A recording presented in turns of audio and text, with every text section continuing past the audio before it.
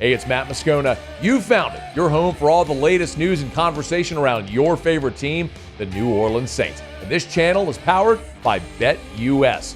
Up to a 125% bonus on your first 3 deposits, up to $2,000. It's all at BetUS. The link is in the description on this video. Who dat?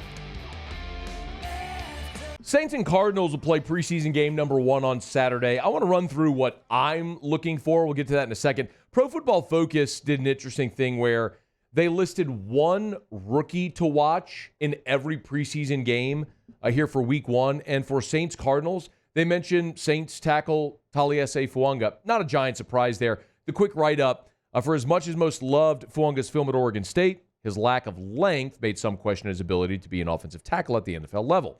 We've read some promising things about him at left tackle during Saints camp, and we get our first look this weekend at how he'll fare at that spot against a different team. New Orleans desperately needs him to work out there with Ryan Ramczyk out for the year. I think that's kind of a screw-up there because Ramczyk is playing right tackle, but maybe if Fuaga doesn't play left, he'd play right, whatever. But for a lot of reasons, I do understand why there's going to be a ton of interest in Taliese Fuaga, and with good reason. I mean, he's a first-round pick, and the Saints are replacing 3 starters on the offensive line. So, yes, for a lot of reasons, that makes sense. I am actually way more interested in the other side of the line of scrimmage, and that's Trevor Penning. Yes, I'm interested in seeing Fuaga for his first go, but I don't know that the Saints really have any option other than to play him at left tackle. Penning, though, is a completely different story. And I know this is a little bit on the heels of what happened on Thursday where Chase Young got 3 sacks against Trevor Penning at practice, and it was objectively a very bad day for Trevor Penning. But New Orleans is trying to see what they can salvage out of a former first-round pick. If Trevor Penning was a UDFA or a veteran free agent they took a flyer on and they were trying to see if he could start at right tackle, it's dramatically different than when you invest a first-round pick, and I think you all understand that. When you invest that much draft capital into someone, you're going to give them every opportunity to try to make the team and make an impact. You have to get some type of return on the draft capital investment you made. And his rookie year was injured for the bulk of the year. Last year, they tried him at left tackle at the start of the season. It was an unmitigated disaster, so he became a glorified blocking tight end. And this year, they're trying to make him a right tackle. And we'll see how that may go. For what it's worth, Dennis Allen, after practice on Thursday, the final practice before this preseason game, was asked about Trevor Penning heading into preseason game number 1. I mean, I think he's made some improvement. I think there's still a ways to go for him, but I think he's made some improvement, in particular in the run game. I think there's still some areas in the passing game that we got to get shored up a little bit. And look, I think he's getting challenged every day. I think our ends present a pretty good challenge for him. So I'm encouraged by the direction that he's heading, but yet I'm not ready to sign off on it quite yet. And here's the other thing with Penning. If he can't play right tackle, you're still not going to cut him. But the only other spot then on the offensive line that makes sense is left guard. And if you move him to left guard, then what does that mean for Nick Saldiveri, for Lucas Patrick? And then what do you do at right tackle? Because you really don't have another great option there right now. It's not like Penning's holding on to that's holding off the young guy because he's the former draft pick. No, it's like you don't have a right tackle because Ryan Ramczyk is out for the season, and you're trying to salvage something out of your first-round pick. And if it's not Trevor Penning, then who is it? And I don't know the answer to that. So for many, many, many reasons, and the domino effect therein, you got to have Trevor Penning be at least a competent starter at right tackle this year. After the tackles, I would look at the backup quarterbacks. Listen, Derek Carr is the starter. We all know that. But my contention is that if the New Orleans Saints are going to find a way to become a contender, like a legitimate contender again, not in your head, not in your wishes and your dreams and your hopes. I mean a legitimate contender in the way teams talk about, and the way people talk about San Francisco and Detroit and other teams in the NFC right now. If the Saints are going to get back into that conversation, the only way, in my estimation, they're going to be able to do it is if one of these young guys becomes Brock Purdy, the day 3 draft pick who costs you nothing, who becomes your starter and a really good one. because that allows you to, in effect, reset your cap and invest money elsewhere, and it washes away the wrongs of the Derek Carr contract. So, look, you're financially bound to Derek Carr for 2 more years. We've talked about that. I've accepted it. It's not changing. But even with Derek Carr on the roster, if one of these guys outplays him, you can more easily make that transition to one of these guys because financially it can make sense because you wouldn't then be paying your starting quarterback a ton. Here was DA on what he wants to see from Haener and Rattler in preseason game number 1.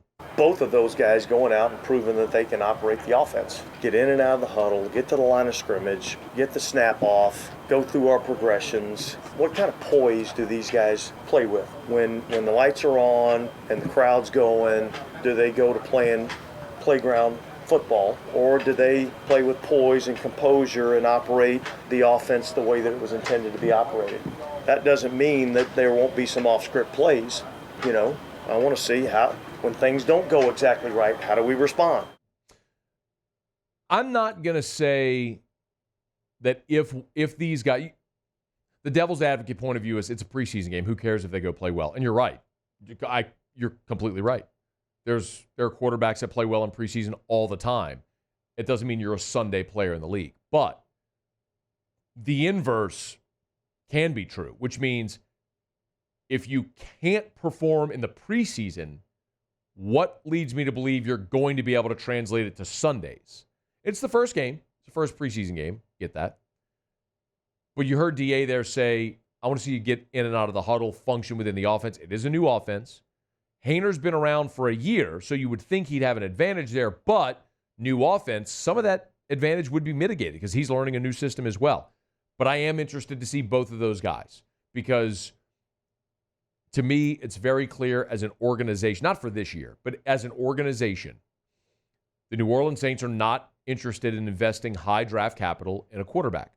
So you're either going to try to make it with a middling veteran free agent like Andy Dalton or Jameis Winston or Derek Carr, or you're going to have to strike gold with one of those mid-late round picks. So you keep, because they're cheap.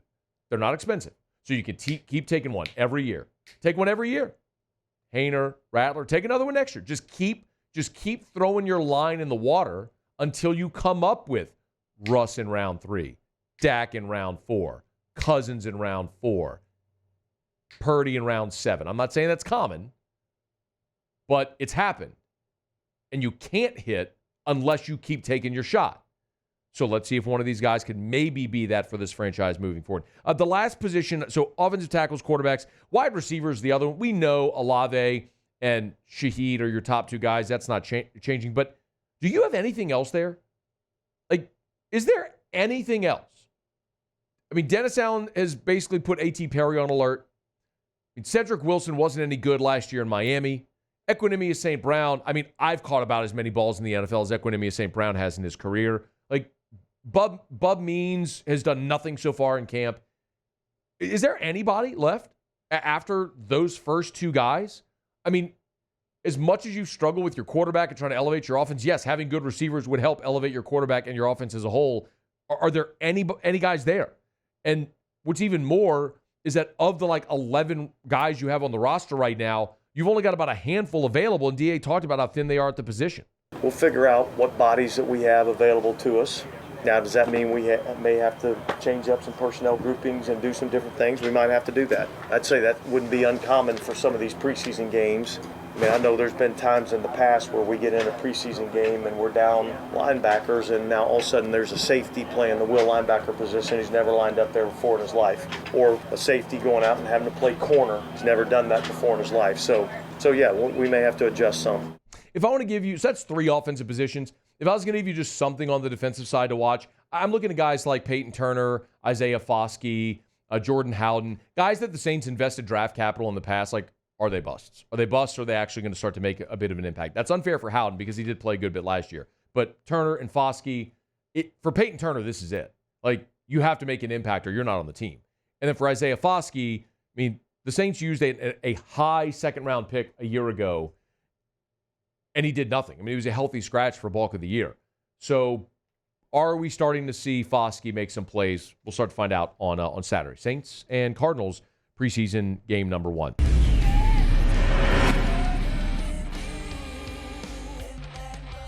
Thanks so much for watching the video. Remember, smash that like button, subscribe to the channel, and hit the bell so you're notified whenever we post a new video. And our channel is powered by BetUS. 125% bonus on your first 3 deposits, up to $2,000. All the info and the link in the description below.